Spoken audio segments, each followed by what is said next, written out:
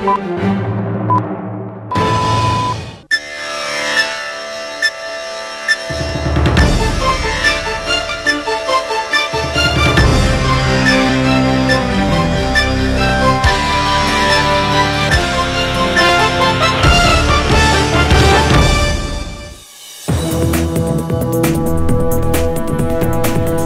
আলাইকুম, স্বাগত জানাচ্ছি চ্যানেল আই সংবাদে। সংবাদ কক্ষে আপনাদের সাথে আছি আমি প্রিয়াঙ্কা।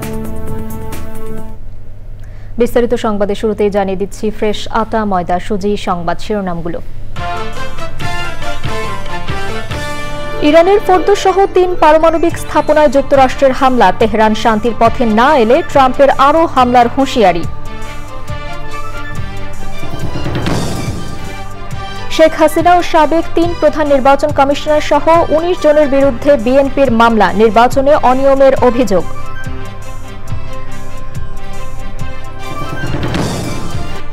বাংলাদেশের সুষ্ঠু নির্বাচন ও শান্তিপূর্ণ ক্ষমতা হস্তান্তর চায় যুক্তরাষ্ট্র। লন্ডন বৈঠকের পর উন্নয়ন সহযোগীরা কর্মপরিকল্পনা ঠিক করছে বলে বিএনপির মন্তব্য।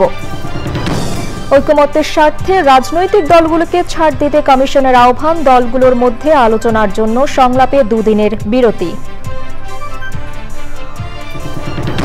চানখারপুলের 6 জনকে হত্যা মামলায় 8 পুলিশ সদস্যের বিরুদ্ধে অভিযোগ গঠনের শুনানি 29 জুন। পলাতক 4 জনের জন্য স্টেট ডিফেন্স নিয়োগ। এবং নির্দেশের পরও হল ছাড়েননি ঢাকা মেডিকেল কলেজের শিক্ষার্থীরা। স্বাস্থ্য উপদেষ্টা ও প্রতিনিধিরা পরিদর্শনে না এলে কঠোর আন্দোলনের ঘোষণা।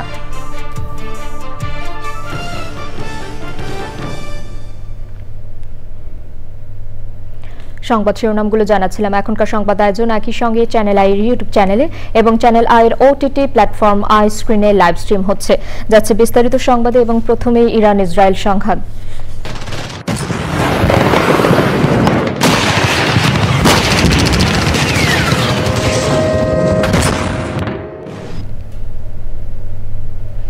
ইরানের 3টি পারমাণবিক স্থাপনায় হামলা চালিয়েছে যুক্তরাষ্ট্র। ইরান পারমাণবিক অস্ত্র কর্মসূচি থেকে সরে না এলে আরও বড় ধরনের হামলা চালানো হবে বলে হুঁশিয়ারি দিয়েছেন মার্কিন প্রেসিডেন্ট। ইরানের দাবি স্থাপনাগুলোতে কিছুই ছিল না। হামলাকে জঘন্য উল্লেখ করে সার্বভৌমত্ব রক্ষায় সব ধরনের পদক্ষেপ নেয়ার অধিকার ইরানের রয়েছে বলে হুঁশিয়ারি দিয়েছে তেহরান। পরিস্থিতি দ্রুত নিয়ন্ত্রণের বাইরে চলে যেতে পারে বলে উদ্বেগ জানিয়েছে জাতিসংঘ। সুলতানা হিমুর রিপোর্ট।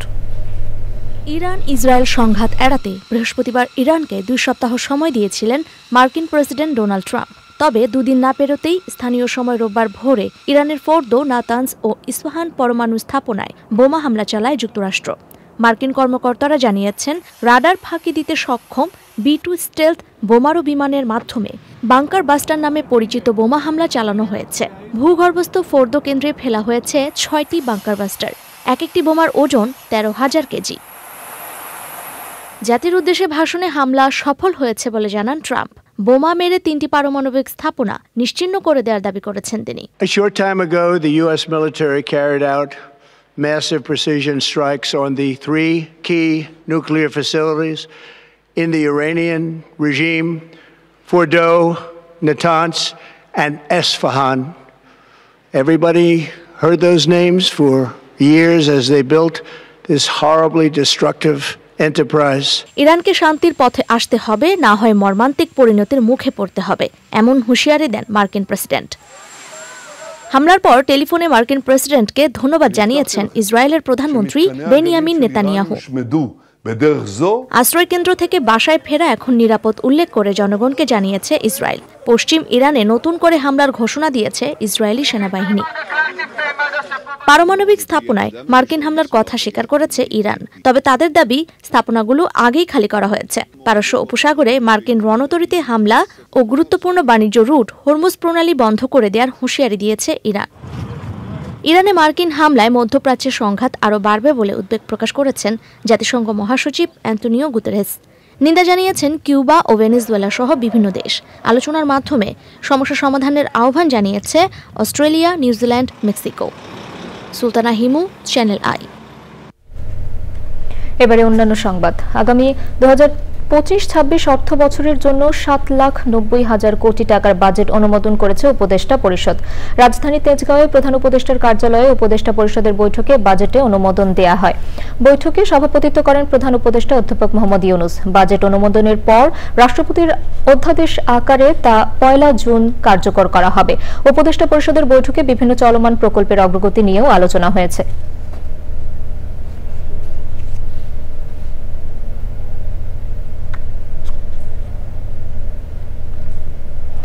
বিগত 3 সংসদ নির্বাচনে অনিয়মের অভিযোগে শেখ হাসিনা এবং সাবেক 3 সিএসি কাজী রকিবউদ্দিন আহমেদ, কে এম নুরুল হুদা ও কাজী হাবিবুল আওয়াল সহ 19 জনের বিরুদ্ধে মামলা করেছে বিএনপি।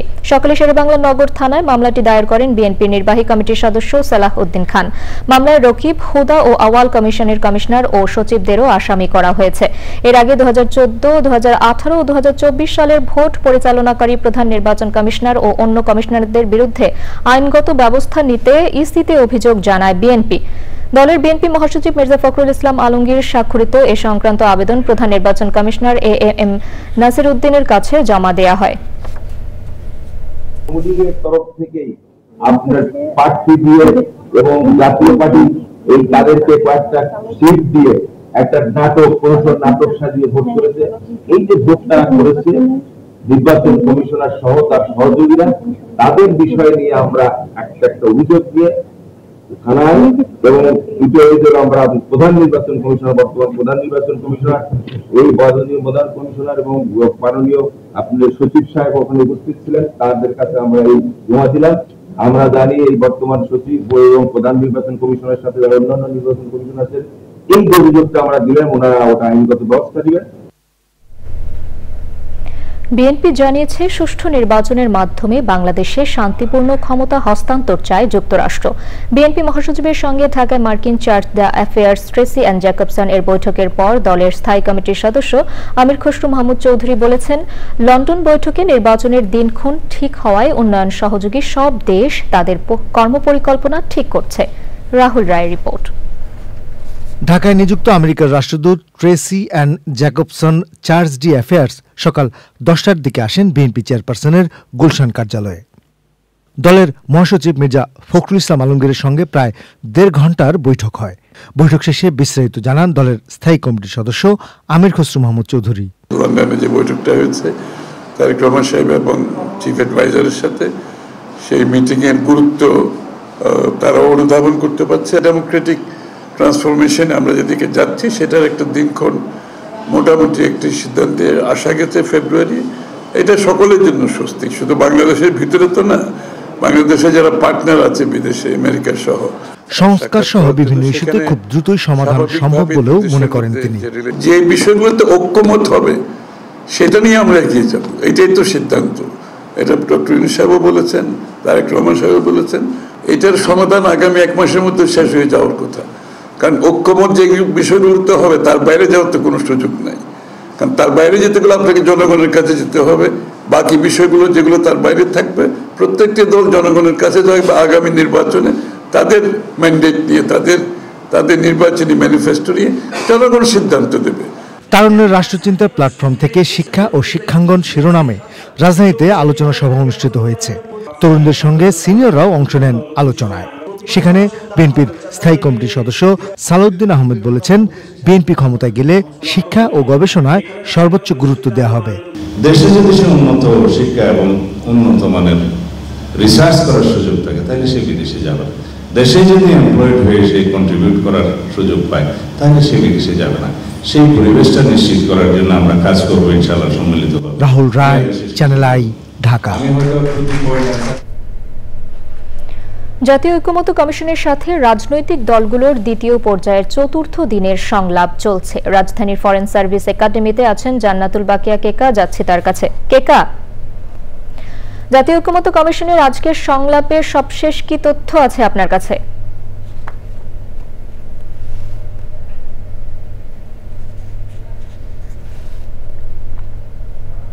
কেকা, আপনি শুনতে পাচ্ছেন?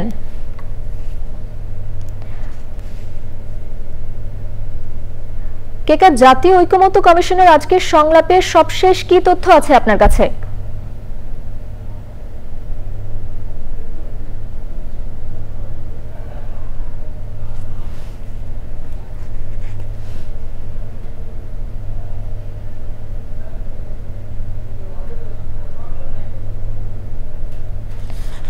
দর্শক, আমরা কেকার সাথে যোগাযোগের চেষ্টা করছি।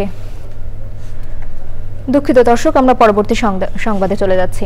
চানখারপুলে 6 জনকে হত্যা মামলায় সাবেক ডিএমপি কমিশনার হাবিবুর রহমান সহ 8 পুলিশ সদস্যের বিরুদ্ধে অভিযোগ গঠনের ওপর শুনানির দিন 29 জুন ঠিক করেছেন আন্তর্জাতিক অপরাধ ট্রাইব্যুনাল। একই সাথে পলাতক সাবেক ডিএমপি কমিশনার হাবিবুর রহমান সহ 4 জনের পক্ষে স্টেট ডিফেন্স নিয়োগ দিয়েছেন আদালত। মাজহারুল হক মান্নার রিপোর্ট।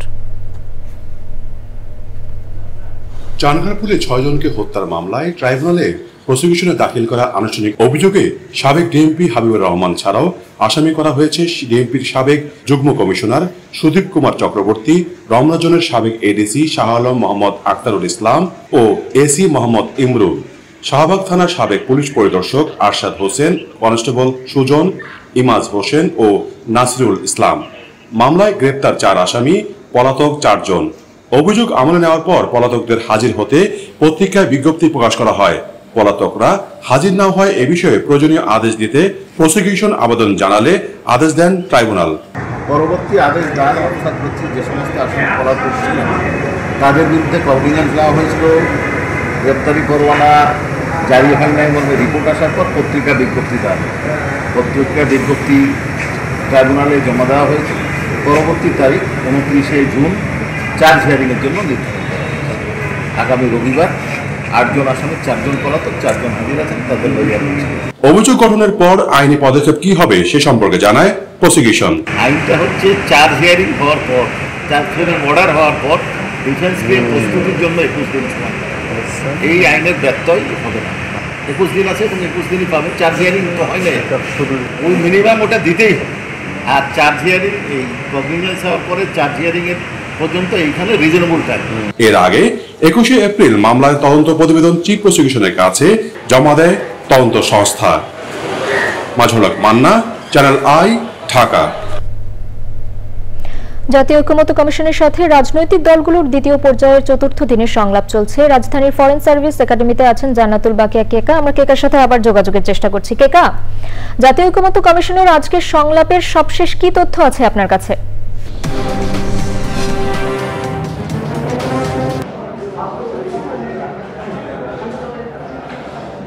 প্রিয়াঙ্কা, আজকে কিন্তু মূল ইস্যুই হচ্ছে প্রধানমন্ত্রীর ক্ষমতার মেয়াদকাল। প্রধানমন্ত্রীর ক্ষমতার মেয়াদকাল কতদিন হবে এবং প্রধানমন্ত্রীর একচ্ছত্র আধিপত্য কতটুকু থাকবে সেটা নিয়েই কিন্তু আজকে ডিবেট, এবং এই আলোচনাগুলো মূলত 17, 18, 19 তারিখে হয়েছে। তখন কিন্তু অমীমাংসিত ছিল, কোনোভাবেই রাজনৈতিক দলগুলো এ বিষয়ে অক্রমতে আসতে পারে নাই। তো আজকে আলোচনা শুরুতেই এসছে এবং যার যার অবস্থান দলগুলো সেইখানেই আছেন। তবে আজকে একটু অগ্রগতি আছে, সেটা হলো যে বিএনপি বলছে যে শুধুমাত্র একজন স্বৈরাচার হয়েছে বলে আরেকজনকে আপনি হাত পা বেঁধে দিবেন, এমনটা হতে পারে না। বরং তারা বলছেন যে পরপর দুইবার প্রধানমন্ত্রী হওয়ার পরে গ্যাপ দিয়ে কিন্তু আরেকবার প্রধানমন্ত্রী হওয়া যায় বা যতবার হওয়া যায়, এই বিষয়ে তাদের অবস্থান। তবে আলোচনার পর আমরা দুপুরের আগে মধ্যাহ্নভোজের আগে দেখলাম যে একটা জায়গায় একটি এসছে, সেটা হলো যে উনি বলতে চেয়েছেন, বিএনপি নেতা সালাউদ্দিন আহমেদ বলছেন একটা প্যাকেজ আকারে। সেই প্যাকেজটা হলো যে প্রধানমন্ত্রীর ক্ষমতাকে আপনারা ভারসাম্য আনতে চাচ্ছেন, আবার উচ্চ সংসদে পার্লামেন্টের সদস্যদের ওপর একটা উপরি কাঠামো বা একটা ঊর্ধ্বতন কর্তৃপক্ষ হিসেবে এনসিসি করতে চাচ্ছেন। এই বিষয়গুলোর মধ্যে সবগুলো নিয়ে একটা প্যাকেজ আলোচনার কথা বলছেন। কারণ প্রধানমন্ত্রীর ক্ষমতা একচ্ছত্র যদি করতে না হয়, সেক্ষেত্রে রাষ্ট্রপতির ক্ষমতা বাড়ানোর কথা বলেছেন ওনারা সংস্কার প্রস্তাবে। আবার রাষ্ট্রপতির ক্ষমতা বাড়ালে তো একচ্ছত্রভাবে প্রধানমন্ত্রীর ক্ষমতা থাকছে না, এটাও তো ঠিক। কিন্তু এনসিসি যদি করে সাংবিধানিক পদগুলোতে নিয়োগের ক্ষেত্রে, জাতীয় সাংবিধানিক কাউন্সিল করার ক্ষেত্রেও কিন্তু এখানে গঠনতন্ত্র নিয়ে ঝামেলা রয়েছে, এখন ঐক্যমতে আসেনি বিষয়ে। এখন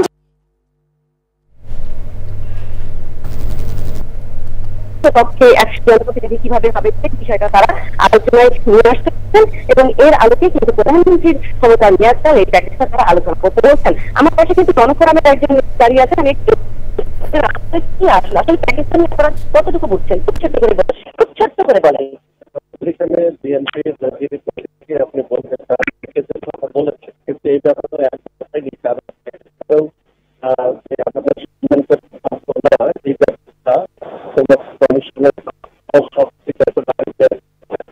সমস্যাটা কোথায়?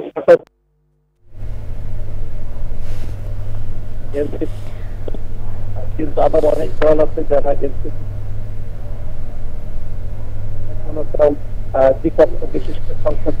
কেকা, ধন্যবাদ আপনাকে। আমরা পরবর্তীতে আরো জানবো আপনার কাছে। নির্দেশের পরও ঢাকা মেডিকেল কলেজের ছাত্রাবাস ছাড়েননি শিক্ষার্থীরা। 24 ঘন্টার মধ্যে স্বাস্থ্য উপদেষ্টা ও প্রতিনিধিরা ছাত্রাবাস পরিদর্শনে না গেলে কঠোর আন্দোলনের ঘোষণা দিয়েছেন তারা।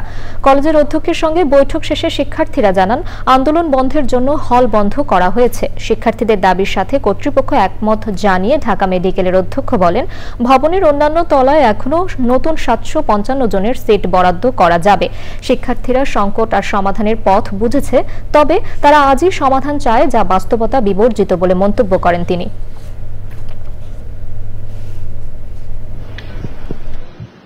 এই যে আমাদের জীবন ঝুঁকি রয়েছে, আমাদের এই যে আমরা এমন একটা অবস্থায় আছি এবং আমরা যদি আন্দোলন থামিয়ে দেই, আমাদের তো আবার এই জায়গায় থাকতে হবে, এই জায়গায় ক্লাস করতে হবে। এই ছাত্র যদি আবার ধসে পড়ে, তার মানে কি আমাদের নিজেদের ঝুঁকি আছে। তিনি যদি স্বাস্থ্যের অভিভাবক হয়ে চান যে তার সন্তানেরা এবং তার মেডিকেল স্টুডেন্টরা এই ঝুঁকি নিয়ে থাকবে, এর দায়ভার তিনি নেবেন। আমরা তাদের দাবির সাথে একমত। আমরা চাই তারা একাডেমিক কাউন্সিল একটা সর্বোচ্চ বডি, তাদের সিদ্ধান্তে তারা আমাদেরকে সহযোগিতা করবে, করে আমরা দ্রুত একাডেমিক কার্যক্রমে ফিরে আসবো এই আশা করছি। রাজশাহীর সারদায় পুলিশ একাডেমিতে 168তম টিআরসি ব্যাচের প্রশিক্ষণ সমাপনী কুচকাওয়াজ হয়েছে। কুচকাওয়াজে অভিবাদন গ্রহণ, পরিদর্শন ও বিভিন্ন বিষয়ে শ্রেষ্ঠত্ব অর্জনকারী টিআরসিদের পুরস্কার তুলে দেন অনুষ্ঠানের প্রধান অতিথি বাংলাদেশ পুলিশ একাডেমির ভারপ্রাপ্ত অধ্যক্ষ ব্যারিস্টার মোহাম্মদ জিল্লুর রহমান। প্রশিক্ষণে 357 জন প্রশিক্ষণার্থীর মধ্যে সাব্বির হোসেন শ্রেষ্ঠ টিআরসি ও বিষয়ভিত্তিক শ্রেষ্ঠত্ব অর্জনকারীদের মধ্যে শ্রেষ্ঠ একাডেমিক হিসেবে নির্বাচিত হন। এছাড়াও বিষয়ভিত্তিক শ্রেষ্ঠত্ব অর্জনকারীদের মধ্যে বেস্ট ইন ফিল্ড অ্যাক্টিভিটিস হয়েছেন মোহাম্মদ রকি হাসান ও বেস্ট শুটার নুরুন নবী মিয়া। প্রধান অতিথি টিআরসিদের সার্টিফিকেট তুলে দেন। বাংলাদেশ আজ সকল প্রতিবন্ধকতা জয় করে একটি স্থিতিশীল মর্যাদাশীল রাষ্ট্র হিসেবে বিশ্ব দরবারে সুপরিচিত। বর্তমান সরকার পুলিশের জনবল বৃদ্ধি, আধুনিক ও যুগোপযোগী প্রযুক্তি ব্যবহারের মাধ্যমে প্রশিক্ষণের মান উন্নয়ন করে বাংলাদেশ পুলিশকে একটি বিশ্বমানের আইনি সেবামূলক প্রতিষ্ঠানে পরিণত করার সর্বোত্তম প্রচেষ্টা অব্যাহত রেখেছে, যার প্রমাণ জাতিসংঘে বাংলাদেশ পুলিশের অবদান। এবং ইতিমধ্যে আপনারা জেনেছেন, বাংলাদেশ পুলিশ জাতিসংঘের শান্তিরক্ষা বাহিনীতে সারা বিশ্বে 1 অথবা 2 নম্বরে অবস্থান করছে। কানাডার টরন্টোয় রবীন্দ্রসঙ্গীত শিল্পী ফাহিম হোসেন চৌধুরীর অনন্য সঙ্গীত সন্ধ্যা হয়েছে। রবীন্দ্রসঙ্গীত শিল্পী সংস্থা কানাডা আয়োজিত জীবনে আমার যত আনন্দ শিরোনামে এই আয়োজন করা হয়। রবীন্দ্রসঙ্গীতের চর্চা ও প্রজন্মে তা ছড়িয়ে দিতে এই আয়োজন বলে জানান আয়োজকরা। অনুষ্ঠানে ছিলেন সংগঠনের সভাপতি চিত্রা সরকার, রাশেদা মুনির, চিন্ময় কর, রূপতনু শর্মা ও অন্যরা।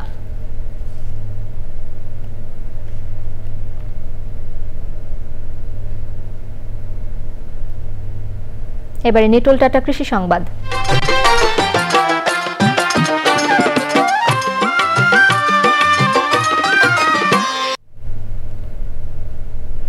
ভোলার মেঘনা ও তেঁতুলিয়া নদীতে সরকারি নিষেধাজ্ঞা উপেক্ষা করে চলছে চিংড়ির রেণু শিকার। এই কাজে শুধু প্রাপ্তবয়স্ক জেলেরাই নয়, শিশুরাও জড়িয়ে পড়েছে। এতে নদীর জীববৈচিত্র্য ও প্রাকৃতিক ভারসাম্য মারাত্মকভাবে ক্ষতিগ্রস্ত হচ্ছে।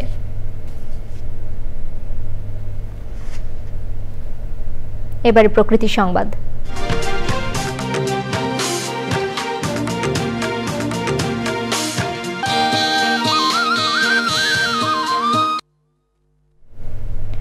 ভোলায় কমছে ভূগর্ভস্থ পানির স্তর। পানি শূন্য হয়ে পড়েছে কয়েক হাজার গভীর নলকূপ।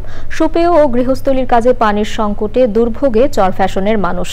জলবায়ু পরিবর্তনের বিরূপ প্রভাবের পাশাপাশি দখল দূষণে নদী, খাল, বিল ধ্বংস করা সংকটের অন্যতম কারণ বলছেন সংশ্লিষ্টরা।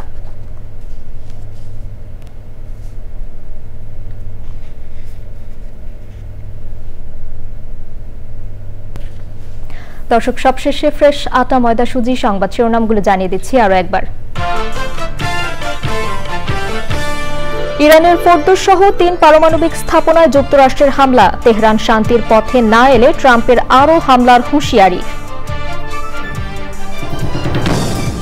শেখ হাসিনা ও সাবেক 3 প্রধান নির্বাচন কমিশনার সহ 19 জনের বিরুদ্ধে বিএনপির মামলা। নির্বাচনে অনিয়মের অভিযোগ।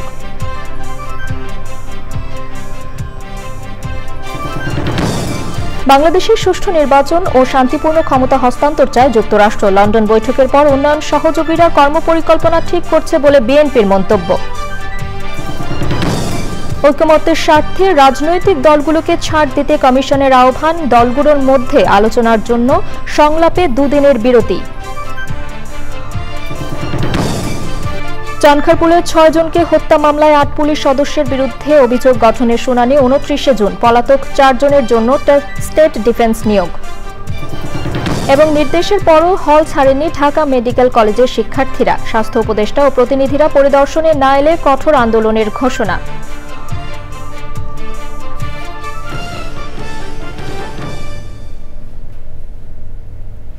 দর্শক, এখনকার সংবাদ আয়োজন এ পর্যন্তই। এতক্ষণ সাথে থাকার জন্য ধন্যবাদ সবাইকে।